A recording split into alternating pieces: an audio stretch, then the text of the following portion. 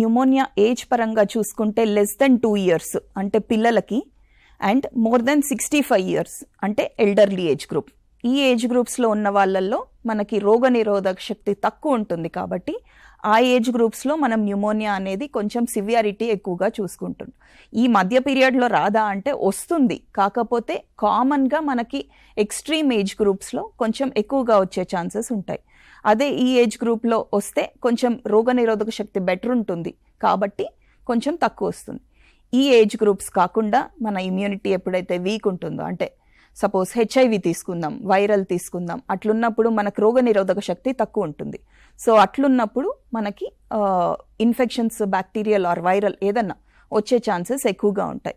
ఇంకొకటి cancer, so sugar, ఇట్లా ఏదన్నా మనకి అడిషనల్ కోమార్బిడ్ కండిషన్స్ అంటే బీపీ ఉన్నా, షుగర్ ఉన్నా, క్యాన్సర్ ఉన్నా, HIV ఉన్నా, మనం ఎప్పుడైతే రోగనిరోధక శక్తి తక్కువ ఉంటుందో మనం అప్పుడు ఇన్ఫెక్షన్స్కి మోర్ ప్రోన్ ఉంటాం.